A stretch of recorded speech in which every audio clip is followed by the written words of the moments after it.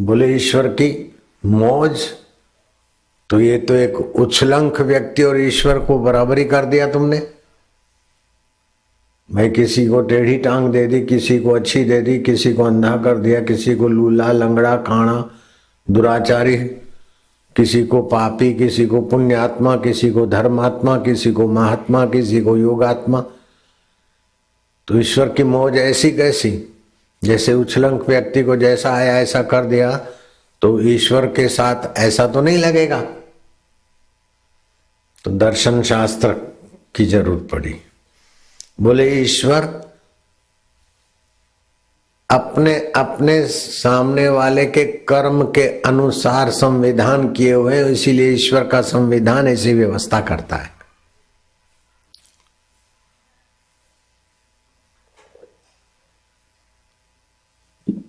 ईश्वर की सत्ता सब में है, लेकिन जिसके जैसे जैसे कर्म होते हैं। तो महात्मा से पूछा कि आप अगले जन्म के कर्म को या आने वाले भविष्य को आप बता सकते हैं महाराज जी? बोले बीते हुए शरीरों को हम नहीं बता सकते, आने वाले शरीरों के लिए हम नहीं बता सकते, लेकिन वर्तमान की चेष्टा से हम मान सकते हैं, बता सकते हैं कि ऐसी योनि से आया है और ऐसा जाएगा। वर्तमान को जान लिया तो भूत को भी जान लोगे, भविष्य को भी जान लोगे। जैसे कोयले की खदान से कोई घूम के आया तो भी पता चलेगा कि कुछ काली माली है, कोयले की खदान से आया है। रुई के गोदाम से आए हुए व्यक्ति के शरीर में रुई के कुछ कण पाए जाएंगे। दवाई की फैक्ट्री से निकला हुआ व्यक्ति के शरीर से दवाई के कुछ कणों की बदबू आ सकती, सुगंध दुर्गंध। डीजल और पेट्रोल की जगह पर उसी की बू आती। ऐसे ही जो व्यक्ति जिन शरीरों से आया है उसका अनुमान लगाया जा सकता है, और जो माता पिता है, नाना नानी है, दादा दादी है, और जैसा उसका संग है उसी प्रकार की उसमें हरकत चेष्टा देखी जाती है।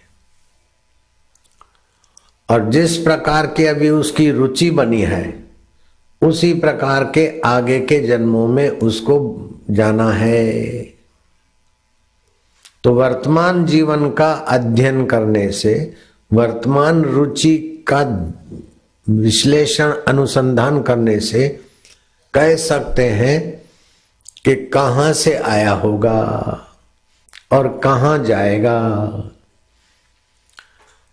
एक गांव में ब्राह्मणी का लड़का 16-17 साल की उम्र में, वो ब्राह्मणी विधवा हो चुकी थी।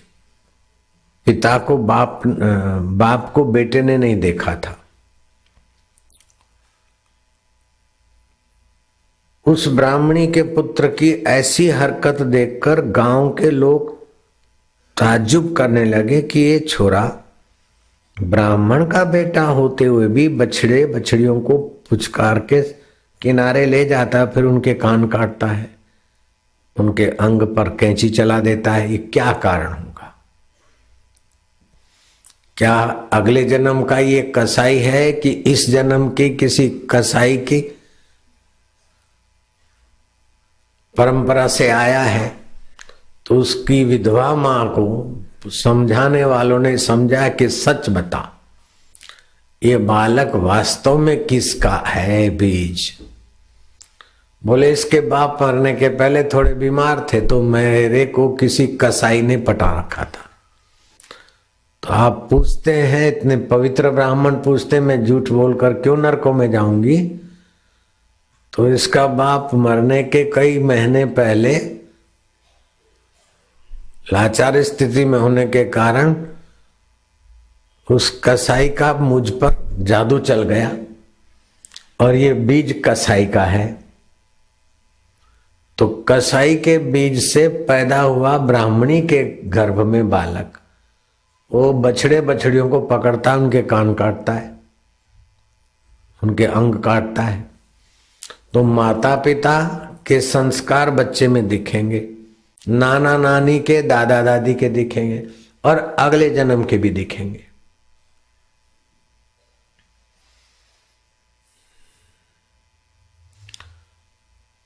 शुचिनाम श्रीमताम गेहे योग भ्रष्टोपि जायते अथवा योगी नामेव कुले भवति धीमताम। जो इस जन्म में पवित्र जीवन जीता है, ध्यान भजन करता है, सत्कर्म करता है, उसकी रुचि ऊंची है। भगवत योग, भगवत ज्ञान, भगवत ध्यान का अवसर उसे मिला है, फिर भी इतनी उसकी तीव्र यात्रा नहीं कि इसी जन्म में परमात्मा का साक्षात्कार कर ले। तो अधूरी साधना वाला व्यक्ति मर जाता है तो उसे स्वर्गलोक मुफ्त में ही मिलता है। जितनी इच्छा हो स्वर्गीय जीवन जिए, बाद में वो शुचि नाम श्रीमताम गेहे योग भ्रष्टोपि जायते। योग पूर्ण नहीं हुआ, अधूरे योग वाला योग भ्रष्ट कहा जाता है। या तो पवित्र कुल में जन्म लेता है या तो किसी धर्मात्मा योगी के घर जन्म लेता है। तो मानना पड़ेगा कि भगवान की मौज किसी को कुछ बना दे नहीं, व्यक्ति के संस्कार, व्यक्ति के कर्म, व्यक्ति की रुचि के अनुसार जन्म बनते हैं।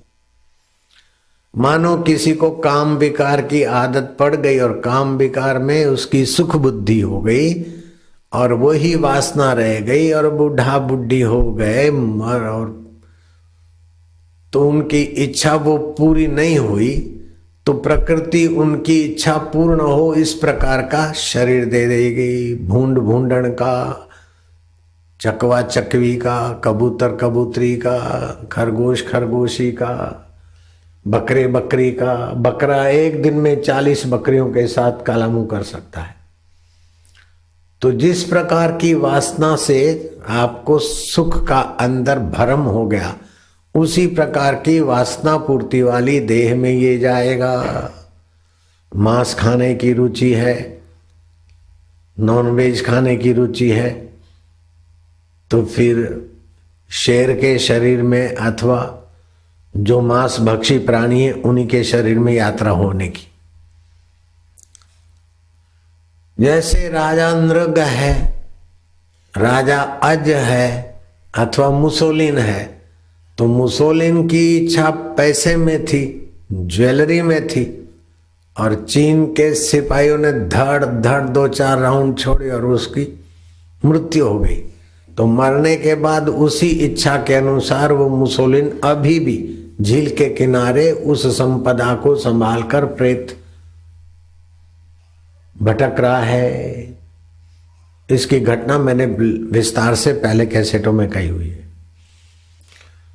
जैसे आपके अंदर जो इच्छा थी, फिल्म की इच्छा वाले अभी फिल्म में गए होंगे, गपशप की इच्छा वाले उधर गए होंगे, पान मसाले वाले उधर गए होंगे, और आपकी सात्विक इच्छा, सात्विक भाव आपको सत्संग में ले आए।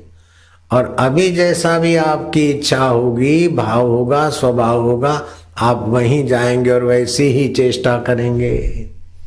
अगर इधर कोई शराबी आ जाए, जुआरी आ जाए, या तो संग से बदलेगा, नहीं तो फिर जाएगा जुआ के अड्डे पे।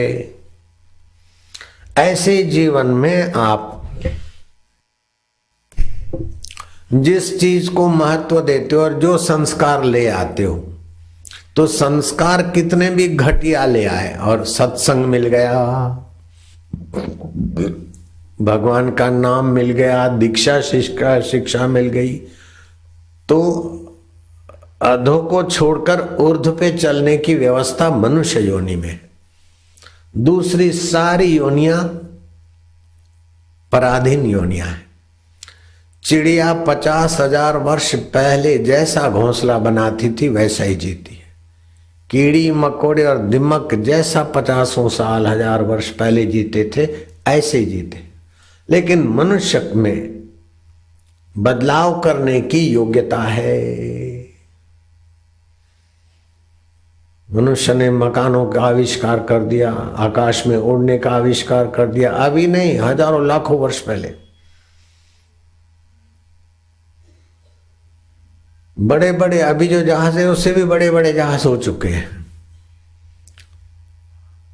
अभी जो स्थापत्य विद्या है, आर्किटेक्ट विद्या है, उससे भी बड़ी बड़ी विद्या पहले हो चुकी, फिर गायब होती है, मनुष्य फिर खोज लेता है। लेकिन और प्राणी ऐसी खोज नहीं कर पाते, ऐसा नहीं बना पाते। सुगंध के लिए नए नए परफ्यूम, नए नए अत्र बनाना और प्राणियों का काम नहीं है। ध्वनि के लिए बड़े बड़े राग रागिनियां और साज, कैसियो और हारमोनियम खोजना और प्राणियों के बस का नहीं है। SMS करना, मोबाइल खोजना मनुष्य नहीं किया है और लोग नहीं करते। तो ऐसे ही मनुष्य को स्वतंत्रता दी है प्रकृति ने, इसलिए मनुष्य को कर्म का फल मिलता है, कर्म का बंधन भी है और कर्म से उन्नति भी होती है।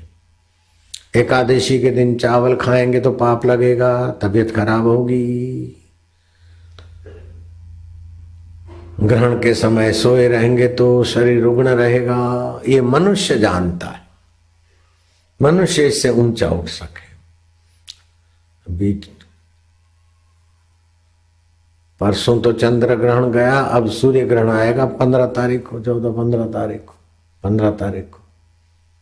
वो तो 4 घंटे का है, 11 से 5 तक। तो उस समय भोजन करना या और व्यवहार करना तो हानिकारक है, लेकिन उस समय मौन रहना, जप करना, ध्यान करना, दान पुण्य करना कई गुना ज्यादा फल वाला है। लेकिन ग्रहण के समय पशु के लिए ये कुछ भी नहीं, फायदा नुकसान, क्योंकि वो तो पराधीन योनिया है, मनुष्य स्वाधीन है। ये करे वो करे, कैसा करे। में 3 गुण वाली प्रकृति का ही प्रभाव दिखता है, तमोगुण, रजोगुण, सतोगुण। तो मनुष्य की बुद्धि है तमोगुण आए, नींद का फायदा लो, आलस्य का फायदा लो, बुरा काम करना है चलो फिर देखेंगे, कहीं गलती करनी है फिर देखेंगे। एक मनुष्य जल्दी जल्दी सो गया, बोले सुबह जल्दी उठेंगे, ये तो सतोगुण की बात हुई। लेकिन उद्देश्य सतोगुण नहीं है तो जल्दी उठेंगे, गंगा किनारे जाएंगे और नहाकर ऐसी जगह पर बैठेंगे जहां स्त्रियां कपड़े बदलती रहती और देखते रहेंगे, तो उद्देश्य नीच हो गया। कर्म तो ऊंचा है, रात को जल्दी सो गए, सुबह जल्दी उठे। एक नाटक, एक ग्रंथ में आया हूं, तो जल्दी उठे भी और गंगा किनारे भी गए, नहा के तिलक विलक करके बड़े भगतराज भी बन गए, लेकिन उद्देश्य हल्का है। तो आपके कर्मों के साथ आपका उद्देश्य। यहां हरिद्वार में, ऋषिकेश, हरिद्वार से आगे ऋषिकेश, एक कलकत्ता के भाई सब कुछ छोड़ के ऋषिकेश के स्वर्गाश्रम में रहते थे। हाँ, कोई भी नहाने जाए तो भैया लाओ, लख रखो, जय जय गंगे, जय जय गंगे, उसके कपड़े संभालने की सेवा करते थे और बड़े भगत दिखते थे। लेकिन उद्देश्य क्या होता था कि जिस किसी ने कपड़े रखे तो घड़ी में उनकी रुचि थी, तो घड़ी ऐसे ढंग से उनकी मार लेते कि वो सोच भी नहीं सकता था कि इस व्यक्ति ने ली। वो जब आदमी एकाएक मरा तो स्वर्गाश्रम की उसकी अलमारी तोड़ी गई तो 2 किलो घड़ियां निकली, हाथ घड़ी। ऐसे एक साध्वी थी, जैन साध्वी, तो वो जब मरी तो उसकी अलमारी से न जाने कितने हैं, कितने कितने साबुन निकले। तो हॉबी होती है ना, नहाने के लिए किसी ने साबुन दान किया, आश्रम में से साबुन मिलता है तो लेते लेते लेते रखते रखते रखते संग्रह करते करते करते, ओह बाप रे, वर्षों तक साबुन लगा के भी ना खत्म हो, इतना निकला। तो आप मंदिर में रहते हैं कि मस्जिद में रहते हैं कि कहीं रहते हैं, आप क्या खाते हैं ये सब ठीक है, लेकिन आपकी अंदर की रुचि अगर तामसी है तो उसका सदुपयोग करने की कला सीख लो। राजसी है तो उसका सदुपयोग करो, सात्विक है तो सदुपयोग करो, सत को पाने के लिए उपयोग करो तो आपके बेड़े पार हो जाएंगे। मनोतमो गुण है, आलस्य है, नींद आती है, तो अब क्या करूं? दूसरे की निंदा करने की अपेक्षा सो गए, दूसरे की बुराई करने की अपेक्षा सो गए, दूसरे का घाटा करने बुरा चिंतन करने की अपेक्षा आप सो गए, ठीक है। आलसी हैं तो बुरा काम करने में आलस्य कर लिया, आप बच गए बुराई से। रजोगुण है, धन कमाना है, खूब कमाइए, बेटे को जन्म दीजिए। रजोगुण में ऐसे ये चाहिए, बेटा चाहिए, पत्नी चाहिए, फलाना चाहिए, करिए खूब, लेकिन सत्य के लिए चाहिए। बेटा ऐसा करूं कि भगवान का भक्त हूं। पुत्रवती जुवती जग सोई, रघुपति भगत जासु सुत होई। पुत्रवती, पुत्रवान तो वही है जिसका भगवान का भक्त हो, शूरवीर हो, दाता हो। तो दाता, शूरवीर और भक्त बच्चे को जन्म दिया, रजोगुण का उपयोग कर लिया, धन कमाया, यश के लिए दान किया, भक्त धर्म के लिए दान किया, भगवान की प्राप्ति के उद्देश्य से दान किया, कोई पाप नहीं, ठीक है। थोड़े यशस्वी होइए, लेकिन यशस्वी होते होते आपकी बुद्धि और भी आगे बढ़ेगी कि चलो यश के बहाने ही मंदिर में जाओ, यश के बहाने ही संत के पास जाओ, तो फिर वहां सत्संग मिलेगा। तो रजोगुण से आप सतोगुण में ऊपर उठेंगे और पता चलेगा कि मरने वाले शरीर के लिए यश क्या, ईश्वर प्राप्ति के लिए यशस्वी काम करो, अहम बढ़ाने के लिए नहीं, लेकिन अहम को विसर्जित करके आत्म प्रसाद पाने के लिए सत्कर्म करो, दान करो, पुण्य करो, सेवा करो। ये सत्संग की बात आपको जचने लगेगी, क्योंकि वहां सत्संगियों का बाहुल्य होता है। तो जिस प्रकार के बाहुल्य वातावरण होता है, उसी प्रकार के विचार नए व्यक्ति को भी जल्दी मिल जाएंगे। आप सिनेमा थिएटर में चले जाओ, आप गाना नहीं जानते, लोफरपाई नहीं जानते, उछलंगता नहीं जानते, लेकिन आप चले जाओ तो धीरे धीरे आप भी कॉलर ठीक करने लगेंगे। गाना नहीं गाएंगे तो ये चालू कर देंगे। स्थान का प्रभाव, व्यक्तियों का प्रभाव, संघ का प्रभाव, साहित्य का प्रभाव। तो आप अपनी उन्नति चाहे तो ऊंचा संग करिए, ऊंचा साहित्य देखिए, ऊंचे स्थानों में जाइए, जिससे पुराने नीचे संस्कार बदल जाए। बिगड़ी जन्म अनेक की, सुधरे अब और आजू। देखना फरीदाबाद वाले, ये नहीं समझना कि 2 दिन फरीदाबाद के मैदान में सत्संग हुआ, अभी भी वही सत्संग नहीं, हर रोज नई बुलेटिन है, नया सत्संग है कि नहीं है। हाँ, इधर तो सब झरने का पानी खूब ताजा ही ताजा आता है। तो बिगड़ी जन्म अनेक की, सुधरे अब और आजू। कई जन्मों की बिगड़ी आदत है, अब और आज से सुधार सकते हैं कि भाई इतना खा लिया फिर क्या, इतनी वाहवाही हुई मरने वाले शरीर की फिर क्या, इतना रख लिया फिर भी छूटेगा। तो ऐसी कौन सी चीज है जिसको पाने के बाद कुछ पाना शेष नहीं रहता, जिसको जानने के बाद कुछ जानना शेष नहीं रहता, जिसमें स्थित होने के बाद बड़े भारी दुख भी दुखी नहीं कर सकते, वो पद ऊंचा है। भगवान कहते हैं यन लब्ध्वा न चापारम लाभम मन्यते न अधिकम तथा। यन लब्ध्वा न चापारम, जिसको उपलब्ध करके उससे कोई अपर नहीं है, श्रेष्ठ नहीं है।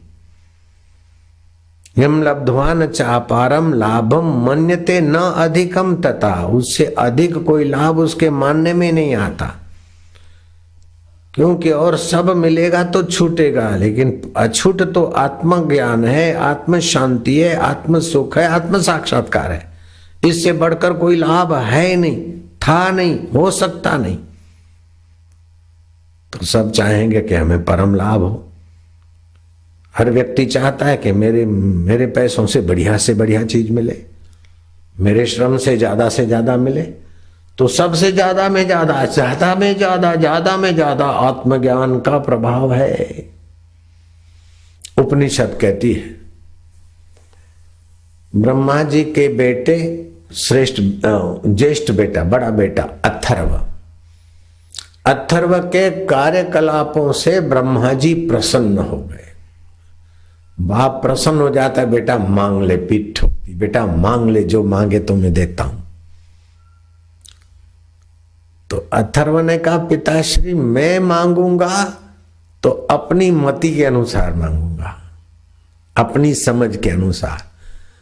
तो आप मेरे पिता हैं और मेरी मति से आपकी मति और आपकी समझ और मेरे सामर्थ्य से आपका सामर्थ्य ऊंचा है। तो आप जिसमें मेरा हित समझिए। बच्चा अपना हित इतना नहीं जानता जितना माँ बाप जानते। बच्चा अपना हित करने में इतना समर्थ नहीं होता जितना उसके माँ बाप करने में समर्थ होते। तो आप जो हमारे लिए अच्छा समझे और जिसमें हमारा हित समझे वो ही दीजिए। ब्रह्मा जी और प्रसन्न हुए।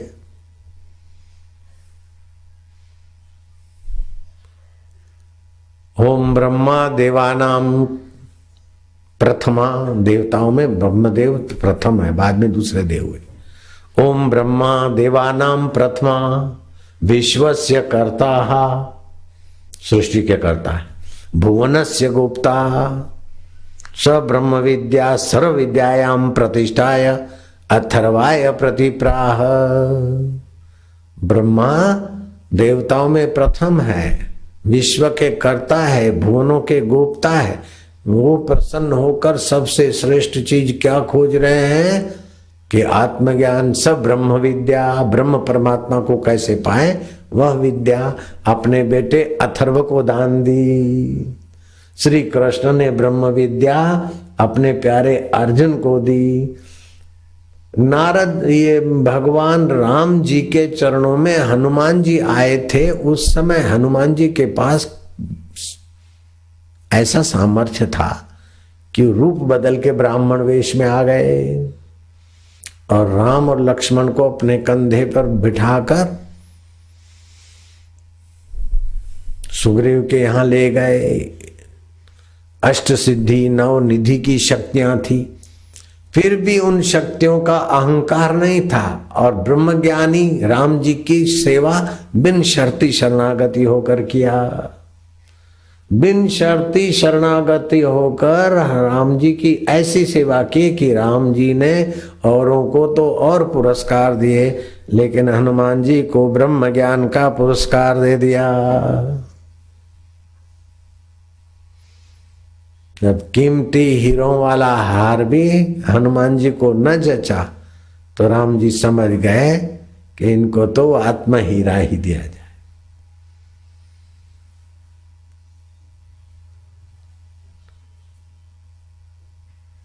तो 100 काम छोड़कर भोजन कर ले, 1000 काम छोड़कर स्नान कर ले, 1,00,000 काम छोड़कर दान पुण्य कर ले, लेकिन करोड़ काम छोड़कर हरि का ज्ञान और हरि का ध्यान धर ले।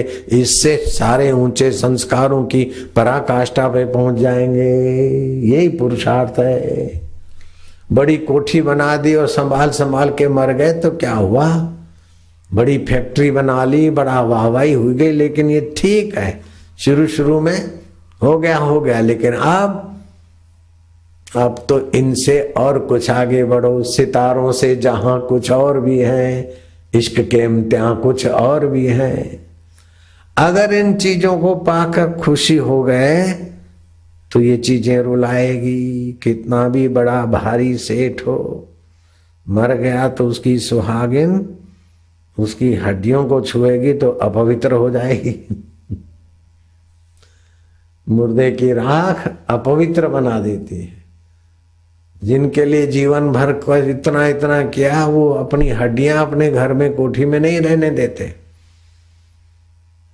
और कमाते हैं, कुछ रुतबा है तो एक दूसरे का स्नेह है। बाद में देखो सारे संबंध कैसे हैं संसार के। सब मतलब की दुनिया है, बेमतलब गुरु राणा। तो पति पत्नी का संबंध होता है काम की प्रधानता से, सेठ नौकर का संबंध होता है पैसे और परिश्रम की प्रधानता से, नेता और जनता का संबंध होता है वोट और हमारा काम हो जाए इसकी प्रधानता से। लेकिन गुरु शिष्य का संबंध होता है कि जीवात्मा न जाने कितनी योनियों में भटकता है, जो मुझे मिला है वो इन प्यारों को भी मिल जाए, वो परमात्मा की प्रधानता से।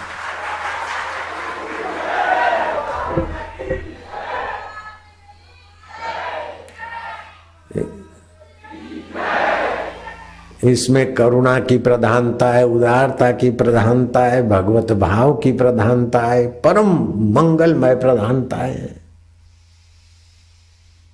फिर शिष्य को गुरु डांटते तो भी उन्नत करने के लिए, पुचकारते तो भी उन्नत करने के लिए, उदासीन रहते तो भी उन्नत करने के लिए। आनंदमयी माँ कभी कभी अपने शिष्य से उदासीन हो जाती थी, बस बात ही नहीं करे, बोले ही नहीं, न नाराज दिखे न राजी दिखे, उपराम हो जाए तो शिष्य घबराते थे। कई ऐसे वैसे आते हैं, फिर कुछ चले भी जाते, कुछ घबरा के सुधर भी जाते। तो जैसे माँ बच्चे का हित करने के लिए सब कुछ करती है, हो सकता है कि माँ में अज्ञानता है, आवेश है, किसी की बातों में आ गई, बेगुनाह बच्चे को मार दिया, किसी की बात मान। लेकिन सदगुरु किसी की बातों में आ जाए और बेगुनाह शिष्य को अपनी नजरों से गिरा दे, ऐसा नहीं होता। गुनाहगारों को भी बख्शते बख्शते बख्शते आंखें देखते कि नहीं सुधरता तो गुनाहगार स्वयं भाग जाते, या तो फिर गुरु जी उपराम हो जाएंगे, अपने आप भागो। वे चाहते सब झोली भर ले, निज आत्मा का दर्शन कर ले। तो निज आत्मा इतना उन्नत है, इतना ऊंचा है, इतना महान है कि महाराज उसी निज आत्मा में भगवान शिव जी समाधिस्थ हैं, भगवान नारायण 4 महीने गुरु पूनम से लेकर देवजगी एकादशी तक समाधिस्थ रहते हैं। गुरु स्वयं भी कई घंटे अथवा कई पहर उस परम सुख में रहते हैं। उसी परम सुख के प्रभाव से उनकी नूरानी निगाहें, नूरानी वाणी हम लोगों के पाप ताप हर के हमको न जाने कीट की योनि में, सुअर की योनि में, कुत्ते की योनि में, गधों की योनि में भटकते भटकते कितने संस्कार ले आए हैं। अब कौन सा अच्छा संस्कार काम आ गया कि उनको बढ़ाकर बाकी के संस्कारों को धोकर परमात्मा से मिलाने वाला सत्संग मिल रहा है, साधना मिल रही है।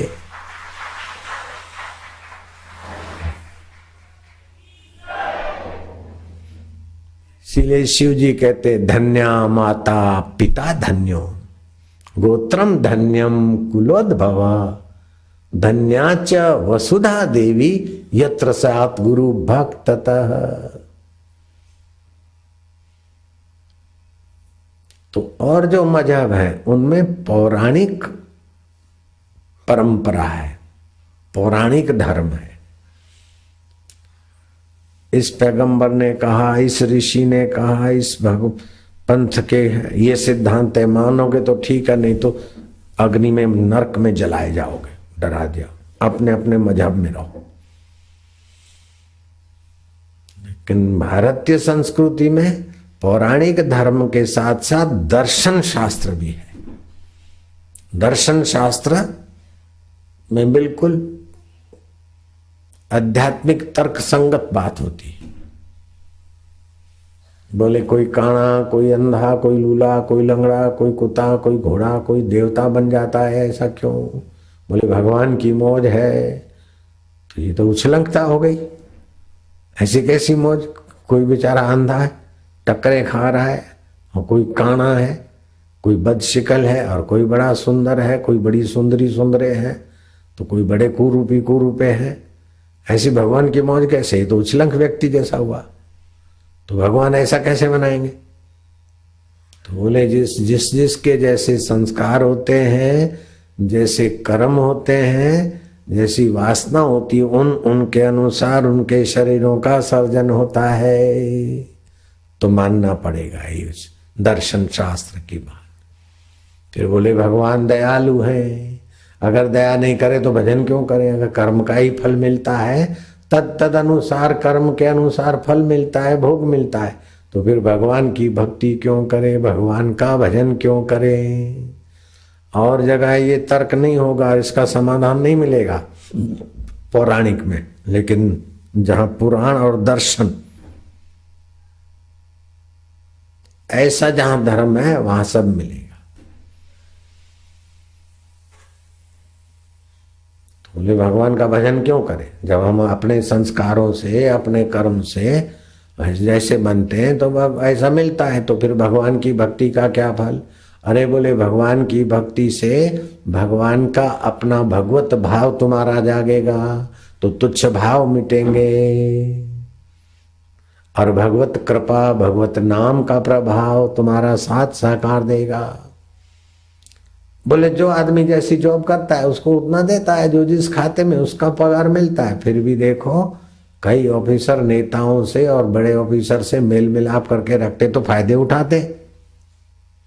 तो जब एक यहाँ के नौकरों से मेल मिलाप रखते हैं या नेताओं से तो फायदे मिलते हैं, तो भगवान से मेल मिलाप रखे तो भगवतीय स्वभाव का फायदा और प्रकृति अनुकूल हो जाती है।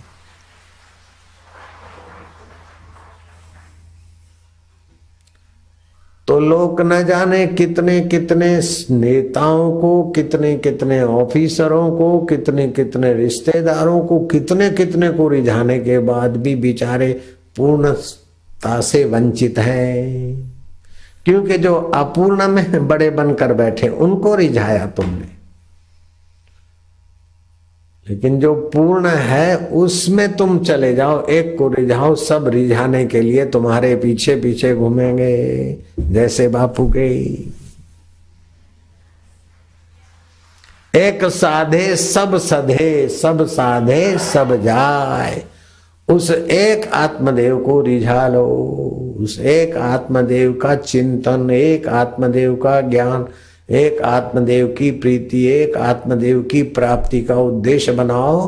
प्रकृति अनुकूल हो जाएगी, देवता अनुकूल हो जाएगा, यक्ष गंधर्व अनुकूल हो जाएंगे, किन्नर अनुकूल हो जाएंगे, दिशाएं अनुकूल हो जाएगी, वायु अनुकूल हो जाएगा, जल अनुकूल हो जाएगा, अग्नि अनुकूल हो जाएगी, क्योंकि सब भगवान के उपजाए हुए हैं।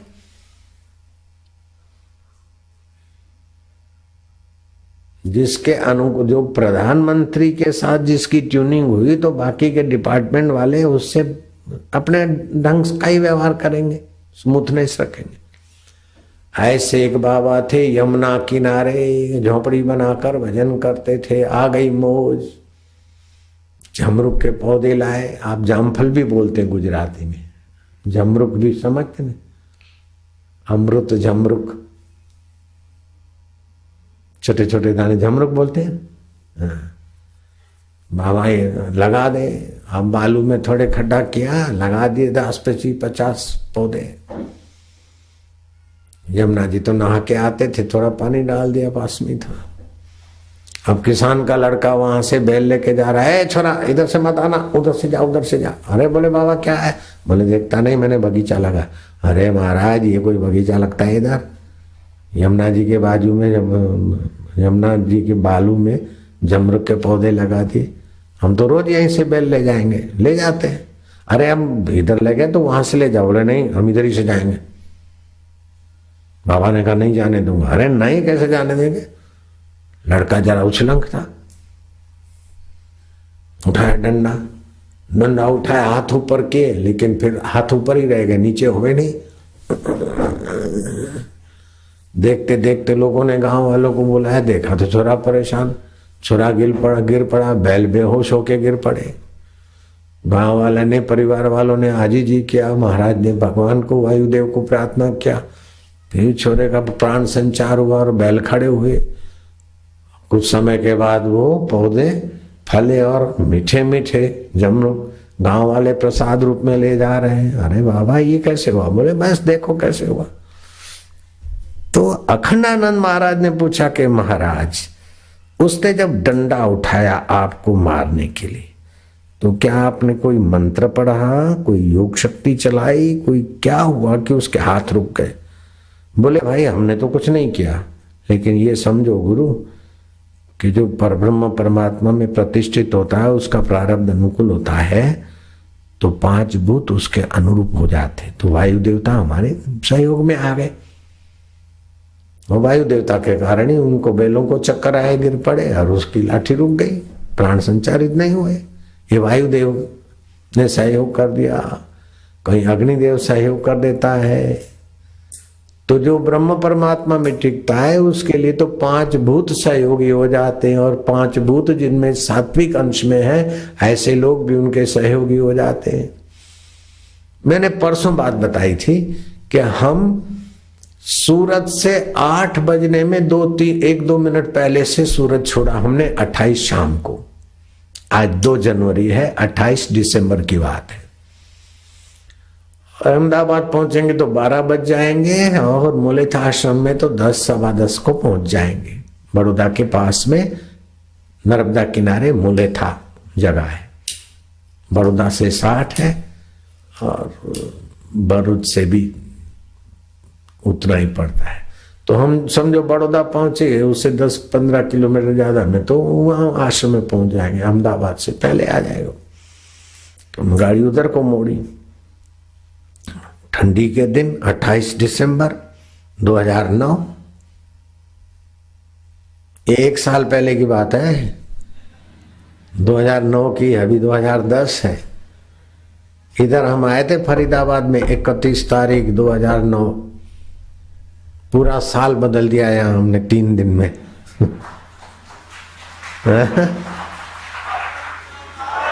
नारायण नारायण नारायण नारायण नारायण। ये कैसेट में पता चल जाएगा आगे चल के इतिहास में। ये पूरा साल फरीदाबाद में बदल डाला बाबू। कैसेट आगे चल के ऐतिहासिक बन जाएगी ना। तो सब लोग अपने घरों में सो गए होंगे, ठुठरते होंगे या टीवी पे बैठे होंगे। सन्नाटा था। वैसे ही देहात में रात को 8-9 बजे के बाद सन्नाटा हो जाता। तो हमने ड्राइवर को पूछा, पूछ ले कहीं ये रास्ता सुनसान है, कहीं दूसरी जगह तो नहीं चल रही गाड़ी।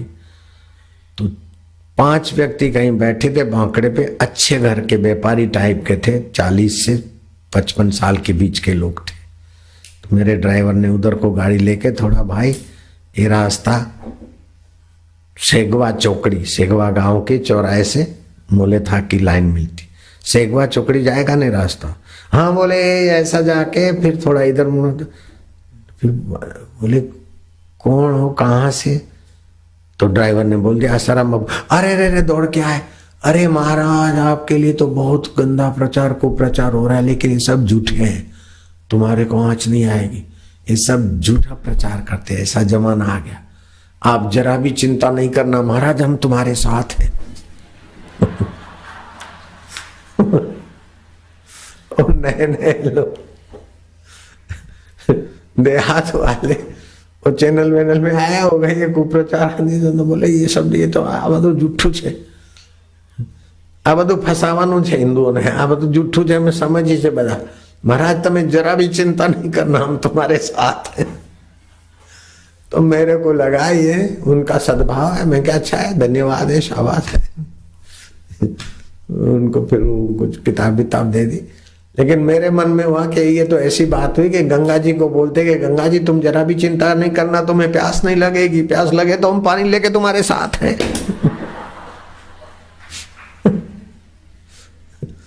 सूर्य को कहते सूर्य नारायण आपको अंधेरा नहीं होगा, अगर अंधेरा हो तो हम दिया लेके तुम्हारे साथ आएंगे।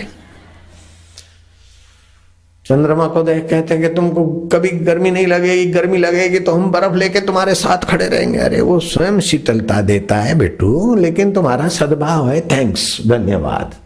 बाकी बापू चिंता ना करे और तुम हमारे साथ हो। बापू के साथ वो है जिसके साथ सारी खुदाई चल रही है। परमात्मा के साथ तो सारी खुदाई चल रही है। फिर जो परमात्मा का साथ हो गया उसको तो फिक्र किस बात की, चिंता किस बात की, भय किस बात का। फिर भी व्यवहार में हाँ हाँ भाई हम घर में थे ना तो कथा में जाते थे, भागवत की कथा कहीं चल रही थी, सुना तो श्री कृष्ण चाणूक और मुष्टिक से युद्ध करने उतरे तो वसुदेव जी घबराए और लोगों ने मनोतियां मानी। चाणूक मुष्टिक है पहलवान और श्री कृष्ण तो कहाँ मक्खन का पिंड और कहाँ दैत्य का है पहलवान, मेरे कृष्ण का क्या होगा। जब चाणूक मुष्टिक आदि को पछाड़ के श्री कृष्ण विजयी हो के आए तो नंद बाबा और वसुदेव बाबा ने उनको गले लगाया, बेटा ये तुम सफल हुए हो, हमने मनोती मानी थी, हनुमान जी के चरणों में 1.25 मन लड्डू रखेंगे अगर हमारे कन्हैया को कुछ न हुआ। बोले पिताजी हाँ कोई पूंछ वाले बड़े बड़े देवता दिखाई दे। बोले बस बेटा वो हनुमान ने रक्षा किया है तेरी। भगवान भी उनकी श्रद्धा, आप लोगों का सहयोग था, आप लोगों की भावना थी, आप लोगों का ये सब लोकाचार में होता है, करना भी चाहिए। और कईयों के संकल्प भी मदद रूप होते हैं, सद्भाव भी काम करता है, लेकिन परम सारे सद्भाव जहां से उत्पन्न होते हैं वो सत स्वरूप परमात्मा है। तो तमोगुण, रजोगुण, सतोगुण, माता के संस्कार, पिता के संस्कार, नाना के संस्कार, नानी के संस्कार, अपनी वासना, ये सब होते हुए भी अगर हम उन्नत होना चाहते तो इन सभी का सदुपयोग करना शुरू कर दे। सत है परमात्मा, जो सत है वो चेतन भी है, वो ज्ञान स्वरूप भी है। तो सत चित्त आनंद, उसी को बोलते सच्चिदानंद। तो सच्चिदानंद की प्राप्ति के लिए इन सब बखेड़ों का हम उपयोग करें। समझो हम तामसी हैं, हम राजसी हैं, हम सात्विक हैं, हम लोभी हैं, हम लालची हैं, हमारे ऐसे संस्कार हैं, वैसे संस्कार हैं, कैसे भी संस्कार हैं, निस्त्रय गुणा भव अर्जुना। तो वही के तरफ आने, उसको बोलते सत्य स्वरूप। तो अपने सत्य स्वभाव का चिंतन करो, सत्य स्वभाव के लिए नींद भी करो, सत्य स्वभाव में विश्रांति करते करते नींद में चले गए। कमाया खाया लिया दिया, लेकिन सत्य स्वभाव को जानने के लिए दान पुण्य सेवा खान पान स्वास्थ्य का ख्याल करके खाओ। ऐसे ही भजन आदि करते हैं तो उससे मैं भक्त हूँ, ये ऐसे है, मैं निराभिमानी हूँ, तो निराभिमानी का भी अभिमान है, निराभिमानिता का भी अभिमान ना आए। इसलिए मैं भगवान का हूँ, भगवान मेरे हैं, मैं दानी हूं नहीं, देने वाले को दे रहा है और यहीं पड़ा रहेगा। तो धन का सदुपयोग करके दान का, उदारता का आनंद लो, भोजन आदि का सदुपयोग करके सात्विकता का, स्वास्थ्य का लाभ लो। गपशप लगा के भी उसमें से सार तत्व विवेक वैराग्य जगाने का लाभ लो। यही पुरुषार्थ है। आजकल तो लोग ऐसी भूल में पड़े हैं कि प्रकृति की चीजों को इकट्ठा करने में बोलते इसने पुरुषार्थ कर लिया, मतलब अपने लिए 1000 करोड़ की मुसीबत बना ली संभालने की। पुरुषार्थ किया, 1000 करोड़ का मालिक है। अरे अपने शरीर का भी मालिक नहीं है, डबल और सिंगल बंद हो जाए तो तोबा पुकार जाएगा। 1000 करोड़ वहीं धरा रह जाएगा। जरा सा ब्लॉकेज हो जाए तो तोबा पुकार जाता है। तो 1000 करोड़ का मालिक है, लाख करोड़ का मालिक है, इसने बड़ा पुरुषार्थ किया। ये नंबर 8 है, ये नंबर 7 है। उद्योगपतियों में नंबर 100 फलाना आदमी 1 नंबर है, लेकिन वो 1 नंबर वाले 10 साल के बाद कहाँ होते। कई कंपनियां हो ऐसी ऐसे अपने इलाकों में, हज कंपनी देखते देखते गायब हो गई, एयरलाइन वाली डेक्कन, और भी कई उसके पहले शुरू हुई गई गायब। देश में विदेशों में कई बड़ी बड़ी कंपनी और कंपनियों के मालिक 10-5 साल में आतिशबाजी के अनार के नाई बड़े होकर छू हो जाते। पड़ा रहेगा माल खजाना, छोड़ त्रिया सुत जाना है, कर सत्संग अभी से प्यारे, नहीं तो फिर पछताना है। खिला पिला के देह बढ़ाई, वो भी अग्नि में जलाना है, अथवा शमशान में कब्रिस्तान में दफनाना है। ये दफन हो जाए जल जाए उसके पहले अपनी बेवकूफी जला दो, अपनी आसक्ति जला दो, अपनी अज्ञानता जलाकर ज्ञान स्वरूप आनंद स्वरूप दर्शन शास्त्र के अनुसार अपने आत्म वैभव को पालो। कईयों ने पाया है, कई पा रहे हैं, तो तुम वंचित क्यों रहो। आप राम जी भगवान नहीं है ये आपको पक्का है, और मैं भगवान वशिष्ठ नहीं हूं ये भी मुझे पक्का है।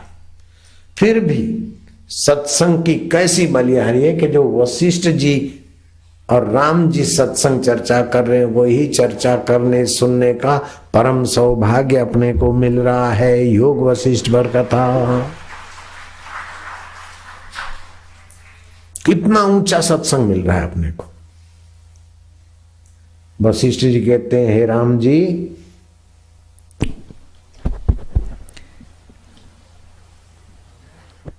जब तक हृदय में अपना पुरुषार्थ रूपी विचार नहीं उपजा, ये भगवान वशिष्ठ जी कहते हैं भगवान राम को, जब तक हृदय में अपना विचार उत्पन्न नहीं होता, बखेड़ों से छूटने का, आसक्तियों से छूटने का, जन्म मरण के छूटने से, तब तक जीव बंधन में।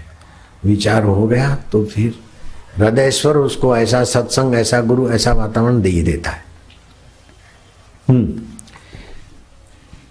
तब तक जीव आत्मपद को नहीं प्राप्त होता। जब अपने आप से अपना विचार रूप पुरुषार्थ जागे, तब सब दुख मिट जावे और परम समता को प्राप्त हो। ऐसा पद शास्त्र अर्थ और पुण्य क्रिया से नहीं प्राप्त होता, जैसा अपने हृदय में विचार करने से होता है। वह पद निर्मल और स्वच्छ है और हृदय की तपन को निवृत्त करता है। हृदय की तपन होती है ना, अपने घर में काम करते करते फिर चल जाती पड़ोस है, जुग्गू की माँ क्या बनाया है, मैं तो देखो कढ़ी बना के आई, चावल रख दी, जरा सा रोटियां बना दूंगी बस, और कचूमर दे दूंगी, तेरे से पूछता कौन है। लेकिन अपना हृदय उछल कूद करता है तो अपने घर में सुख नहीं, शांति नहीं, तो पड़ोस के यहाँ गप लगाने गई। अपने आत्म संतोष नहीं तो टीवी खोल दी, कुछ गड़बड़ाहट देखो। ये हृदय तप्त हृदय इधर उधर। मेरे पास टीवी होती नहीं, मैं देखता ही नहीं। 2 4 6 महीने में कोई अथवा आजकल तो आए साधन, उसी पे कोई कुछ दिखा देता है कि ऐसा हो गई हो, नहीं तो हम नहीं देखे। सुख के लिए बाहर क्यों जाना, अपने आप में ही सुख है। हृदय को तप्त क्यों रखना। जो भीतर से खाली होते हैं उनको बाहर से बहुत चीजें चाहिए सुखी होने के लिए। जो भीतर से तृप्त हैं उनको तो क्या, उनकी हाजिरी से दूसरों को ही तृप्ति मिलती। तो विचार उठना चाहिए कि हम पराधीन क्यों रहे। हे परफ्यूम हमें सुख दे, हे फलाना तू हमें सुख दे। इन आसक्ति या भोजन छाजन ठीक है, लेकिन परम सुख तो अपने आत्मा से आता है,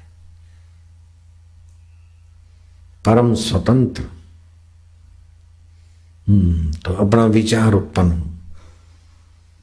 और तो पशु धर्म है 84 लाख योनियों में, जैसे लोग कर रहे हैं ऐसे सब करते हैं तो 2 पैर वाले भी पशु माने जाते हैं। लेकिन जो मन से भगवान के साथ, आत्मा के साथ, सच्चे सुख के साथ, सच्चे ज्ञान और सच्चे सामर्थ्य के साथ संबंध जोड़ने की योग्यता है, उनको बोलते मनुष्य। मनसा शिवेति मनुष्य,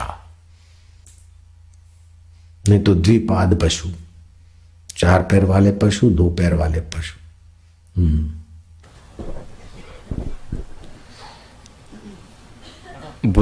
बुद्धि के विचार रूपी प्रकाश से हृदय का अज्ञान नष्ट हो जाता है और किसी उपाय से नष्ट नहीं होता। इसी कारण बुद्धि के विचार से हृदय का अज्ञान मिट जाता है। विचार भी आत्मा परमात्मा का, सत्संग का, ये जो चल रहा है, ये लिखा है तुम मान लो, नहीं तो नरक की आग में जलोगे। ये पौराणिक बात नहीं है, ये वेदांत की, दर्शन शास्त्र की बात। भगवान राम सुनने वाले और गुरु वशिष्ठ सुनाने वाले। ये दर्शन शास्त्र है, वेदांत दर्शन। आपदा रूप दुख तरने को कठिन है, वह अपनी बुद्धि से तरना सुगम होता है। जैसे जहाज से समुद्र को पार करता है। जो बुद्धि से रहित मूर्ख है, उसको थोड़ी आपदा भी बड़ा दुख देती है। जैसे थोड़ा पवन भी तृण को बहुत भ्रमाता है। जो बुद्धिमान है, उसको बड़ी आपदा भी दुख नहीं देती।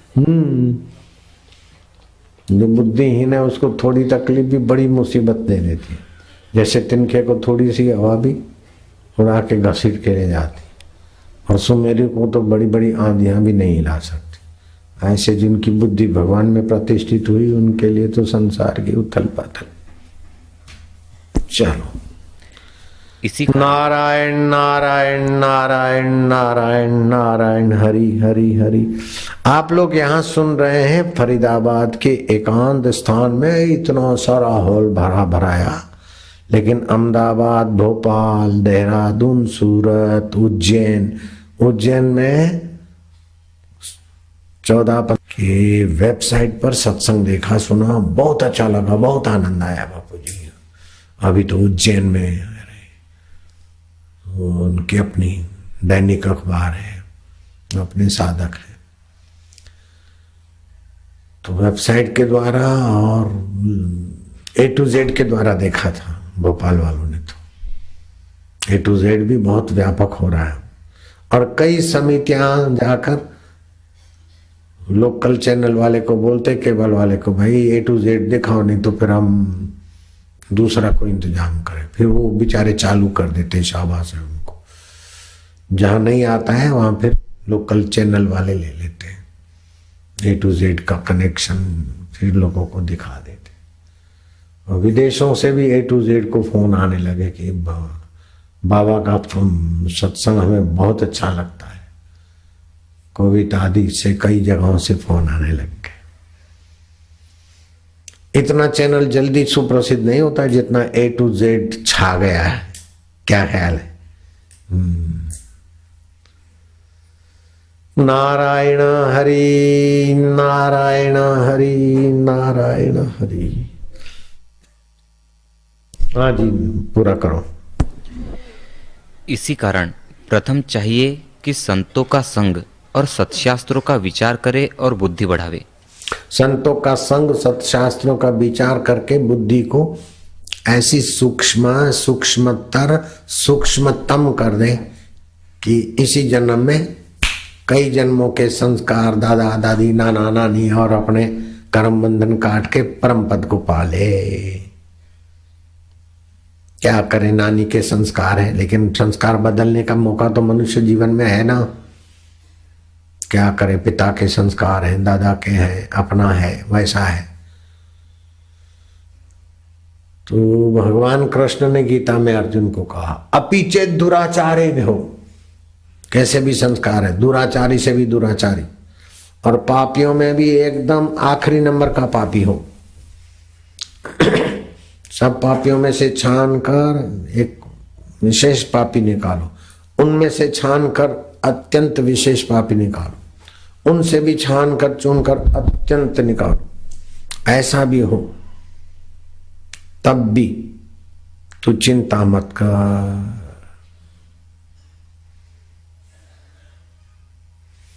अपि चेत दुराचारेभ्यो पापेभ्यो पाप कृतम सर्व ज्ञान पल्लवेन वृजिनम समतरिष्यसि। ज्ञान की नाव में बैठोगे तो 5 फीट पानी गहरा है कि 15 है, उसकी चिंता तुम नहीं करो। तो जहाज वाला जाने, नाव वाला जाने, 15 फीट हो चाहे 50 फीट हो, नाव में बैठ गए तो पानी की गहराई की चिंता नहीं। अथवा तो भगवान बोलते हैं, ये समझ ले अर्जुन, यथा धांसी समिद्धो अग्नि भस्मसात कुरुते अर्जुना। जैसे अग्नि 2 किलो लक्कड़ अथवा घास फूस कचरा है कि 200 किलो है कि 2000 किलो है कि 2 लाख किलो है, अग्नि को कोई फर्क नहीं पड़ता। ऐसे ज्ञान अग्नि में तेरे कर्म चाहे कितने हो, ना नी दा दा दी चाचा चाची, इस जन्म उस जन्म के, तू फिक्र मत कर। ज्ञान की अग्नि जरा दे दे, सब जल जाएंगे। यथा धमसी संविद्धो अग्नि भस्मसात कुरुते अर्जुना, ज्ञान अग्नि दग्ध कर्माणि, कर्म नहीं कर्म कर्मणो कर्माणि, बहुवचन आ गया है। गुड, इनमें तीन बेस्ट, तो बहुवचन हो गया ना, कर्म कर्मणो कर्माणि, ठीक है ना। तो ज्ञान अग्नि से तुम्हारे कर्माणि, यथा धांसी समिद्धो अग्नि भस्मसात कुरुते अर्जुना, ज्ञान अग्नि दग्ध कर्माणि भस्मसात कुरुते तथा। इसलिए डरने की, फिक्र करने की, पापी मानने की, पुण्यात्मा मानने की, दुखी मानने की, सुखी मानने की बेवकूफी छोड़ दो। बस अभी इसी जन्म में हम जो ब्रह्मा जी ने खुश होकर अपने बेटे अथर्व को दिया, वो ब्रह्म विद्या हम पाएंगे। जो हनुमान जी अष्ट सिद्धि नवनिधि के धनी, उस सामर्थ्य को भी नगण्य मानकर राम जी की सेवा में लग गए ब्रह्म विद्या पाने को। और मनुष्य की ऊंचाइयों को जितना छू सकता है कोई, उतनी ऊंचाइयों को छूने वाला संयम मूर्ति अर्जुन,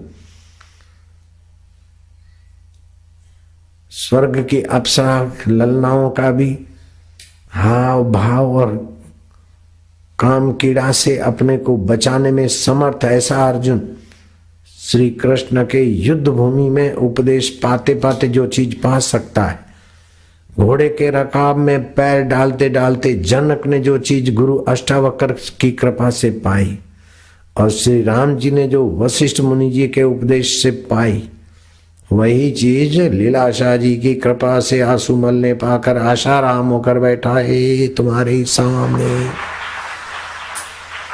तो तुम क्यों नहीं पा सकते? तुम्हारी हिम्मत बढ़ाओ, हौसला बढ़ाओ भैया बहन जी। जय हो, जय हो, मेरे गुरुदेव की जय हो, जय हो, जय हो, महाजय जयकार हो।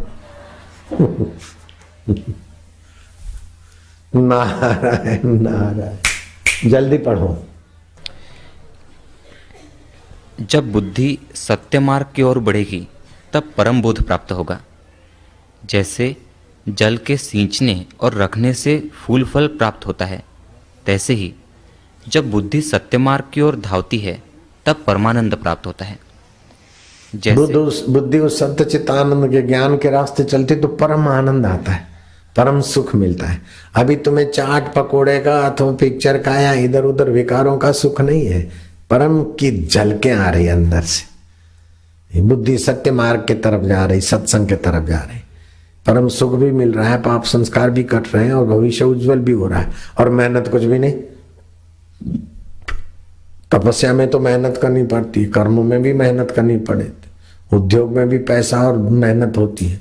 इसमें तो खाली बस गाय दिन भर जाए, हरा चारा सूखा रूखा डंडा धक्का मुक्की सह के दिन भर चुप के शरीर में दूध बनाती है, और बछड़े भैया के पास आई उसको तो खाली सकुर सकुर सकुर सकुर ताजा ताजा दूध मिल जाता। ऐसे ही संत ने न जाने कितना साधन भजन तप जप किया हो, और जो कुछ ब्रह्म रस बना, सत्संगी रूपी बछड़े आए, वो बछड़े तो जरा मुंह चलाते, सकुर सकुर करते, थुना मुन्ना लगाते, ये तो खाली बैठे और सदगुरु रूपी माता का अनुभव उनकी वाणी के द्वारा इनके कान में अपने आप आ रहा है, अपने आप आ रहा है।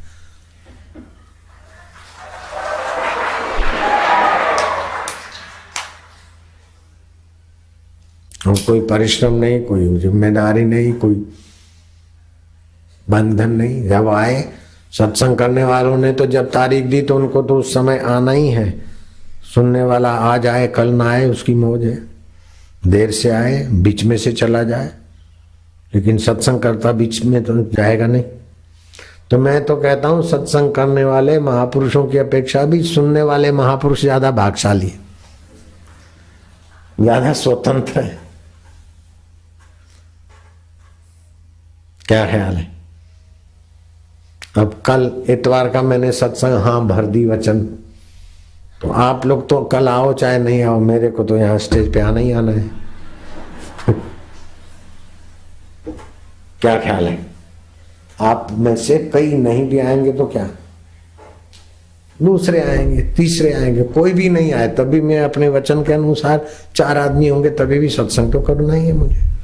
लेकिन 4 आदमी इधर काय को होंगे, इतनी सारी कतार लग गई है, इतने देशों में बैठ के लोग सुन रहे हैं। मेरा सत्संग को ऐसा है कि 4 आदमी फायदा ले, कई लाखों लोग फायदा लेते हैं। मैदान में अगर हम डट जाएं तो मुश्किल है, पीछे हट जाएं 10-5 लोग आए तो कई देशों में, राज्यों में, कई प्रांतों में, कई कस्बों में। आजकल तो हरिओम हरिओम चैनलें भी चालू हो गई, बापू चैनल, हरिओम चैनल, सत्संग चैनल, क्या क्या है, ये लोकल चैनलें भी केवल चालू हो गए। नारायण हरि। अभी तो बापू के दुल्हारे भी समझते हैं कि अब तो अपने को भी भाई चैनल वाला बनना चाहिए, अपने को चैनल वाला बनना चाहिए, स्कूल वाला बनना चाहिए। अब तो बापू के साथ इतना अत्याचार अनाचार हो रहा है, अपनी हिंदू संस्कृति इतना खतरे में है, तो अपने चलो अपने स्कूलें खोलो, अपनी चैनलें खोलो, अपनी अखबारें चलाओ, अपनी मीडिया में पहुंच लगाओ। आजकल ये ऐसा सोचने वाले साधक बहुत तैयार हो रहे हैं। मैं तो कहूंगा कि कुप्रचार वालों ने अपने लिए मुसीबत कर ली, हमारे लिए तो स्वर्ग बना दिया अपने लिए। बेचारों ने पैसे भी खर्चे, साजिशें भी फैल हो गई और हमारे साधक भी सावधान हो गए। कोई हरिओम चैनल चालू हो गई, कोई अपने साधक हो A to Z वाले चालू हो गए, कोई चालू हो गए, कोई जाते जाते बोलते महाराज हम तो दूसरे धर्म को मानते, लेकिन आपका कुप्रचार देख के हमको तो बहुत बुरा लगा। महाराज आप चिंता नहीं करना, हम तुम्हारे साथ हैं, हम तुम्हारे साथ। पहले कभी नहीं बोलते थे अनजान लोग, अभी वो भी बोलने लगे। तो मेरे को तो कुप्रचार वालों ने पूरे समाज की सहानुभूति सिंपैथी दिला दी और अपने आप में भी संतोष है कि चलो बदनाम हो रहे हैं, हमने बद किया नहीं और बदनाम हो रहे हैं तो चलो कोई बात नहीं। बद करना गलती है, आप गलती करते पाप करते समझो यहाँ छूट जाए फिर भी अंतःकरण मलिन रहता है, देर सवेर दुष्कर्म का फल भोगना पड़ता है। लेकिन आपने बद नहीं किया और बदनामी हो रही है, तो जो बदनामी करने की साजिश करते हैं उनके पुण्य नष्ट होंगे, उनकी मगज में इधर उधर होगा। जो झूठ बोलना है या कुछ साजिश करने में तन मन धन लगाते उनका घाटा है, जो साजिश के शिकार होते हैं उनका तो बाहर से थोड़ा घाटा दिख भी जाए, अपमान हो गया, अपकीर्ति में ये हो गया, देवी कार्य में अड़चन, ये तो हुआ, लेकिन अंदर से तो मनोबल और आनंद बल तो बढ़ता है।